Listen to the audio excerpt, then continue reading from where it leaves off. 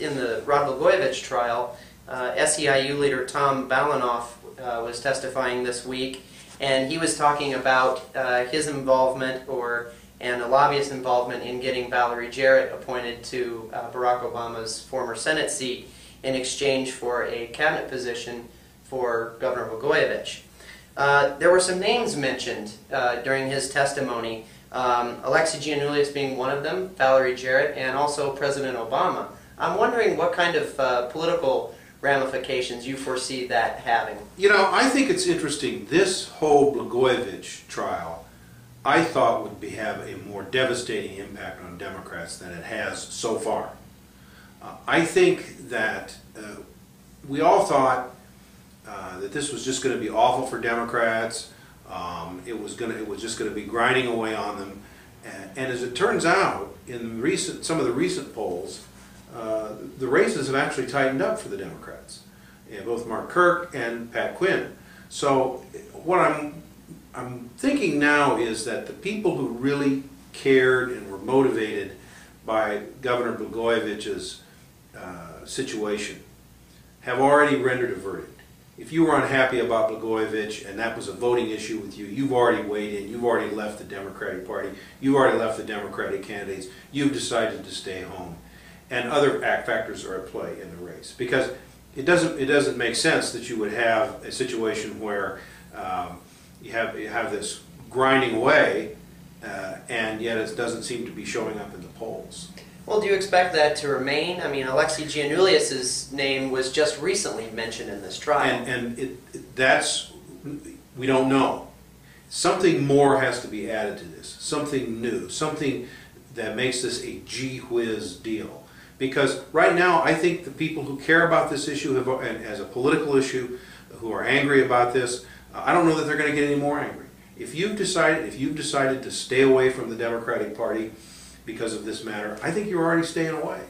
And so it's going to have to be pretty seismic for it to change that track and to start doing more damage. That could happen, Martin. It really could. But right now, I don't sense that that's out there. It's good. The trial's playing out, and we'll get a verdict, and that will sort of start to be the end of the story. Maybe Democrats have suffered all the damage they're going to suffer from this. So is that to say that perhaps Republican Mark Kirk should not make as big of a deal out of Alexei Giannoulias' name coming up in his campaign? It may. I mean, I think to the extent that look, candidates are going to run all the negative ads they can on each other, and they're going to use Blagojevich in whatever way they can to attack an opponent. That's just a given. I do wonder, though, how effective that will be, and will it move any poll numbers? You have some advertising that moves some poll numbers. In the primary, for example, we saw Governor Quinn's handling of the prison release plan really hurt him when Dan Hines was running those attack ads. I'm not sure right now I've seen the Blagojevich ad that's going to move numbers in the same fashion. But are we expecting to see those later on in the campaign? Sure. Yeah. I mean, it's summertime, and the good stuff is always saved for the very end when people are paying attention. Meanwhile, Mark Kirk held his first press conference in quite a while yesterday up in Chicago, during which he apologized for embellishing on some of his accomplishments, which has been the big controversy in that race lately.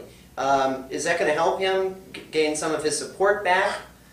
It took him long enough, didn't it? I mean, you know, you can't, there's a saying in politics, and that is you don't cut the tail off the dog an inch at a time. And Kirk allowed this story to just dribble out piecemeal, snipping away at him over several weeks. And finally he gets around to an apology. Typically, once somebody apologizes for something, if it appears to be heartfelt, then that's the beginning of stopping the political bleeding. So Kirk should have done this apology a long time ago.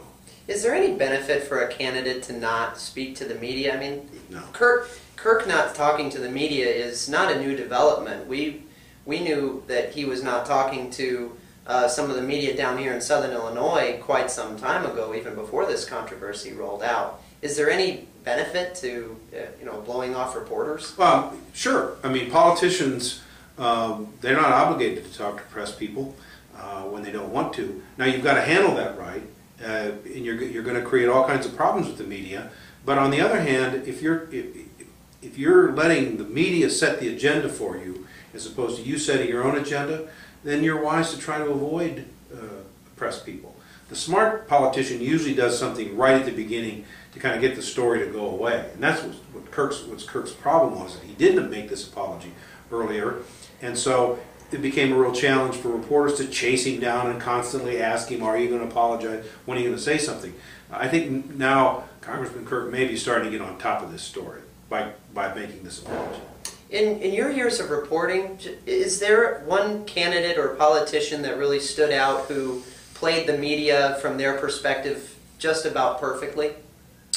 Oh, most of the successful politicians, the answer is no, I don't think there's one that comes to mind, but most successful politicians understand how the media works, they understand how to use the media, they understand how to not get too burned by it. That's part of the dance, if you will, that they have to do in order to be successful political figures. It's just like knowing how to raise money, knowing how to work a crowd. There are certain skills you have to have. Dealing with the press is one.